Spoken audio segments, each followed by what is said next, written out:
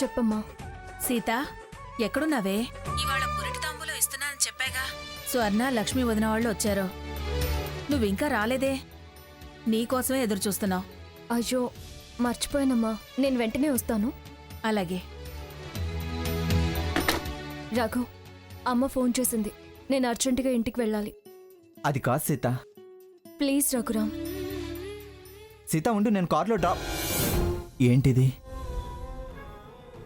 నేనెంతో షేర్ చేసుకోవాలని వస్తే అలా వెళ్ళిపోతుందేంటి? డిస్కషన్ డిస్టర్బ్ చేసిందా? నేనేమన్నా తప్పుగా మాట్లాడానా? ఎందుకు సడన్గా అంత కోపం వచ్చేసింది? నాకంటే అమ్మ చెల్లెలు ముఖ్యమైపోయారా తనకి?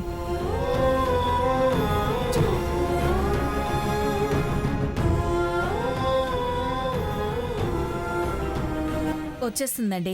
ఈ లోపు నేను కావాల్సిన ఏర్పాట్లు చూస్తాను. అలాగే.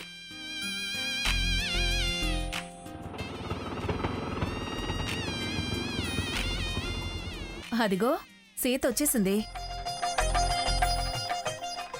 అమ్మయ్యా, వచ్చేసావు. ఎక్కడ దుర్ముహూర్తం వస్తుందో, పురిటి తాంబూలం వాయిదా పడుతుందోనని కంగారు పడుతున్నానే. అమ్మా, ముందు ఆ పనిదో చూడు, తర్వాత మాట్లాడొచ్చు. అలాగే. అక్క, ఎక్కడికెళ్ళావు? రఘురామ్ బయటకు తీసుకెళ్ళాడు. ఎక్కడికి? గుడికి తీసుకెళ్లారు అత్తయ్య. మొన్న మొక్కప్పుడు అలా జరిగింది కదా, అందుకని మళ్ళీ గుడికి తీసుకెళ్లారు. ఏం జరిగిందే? ఏం జరగలేదమ్మా, నువ్వు కానివ్వు.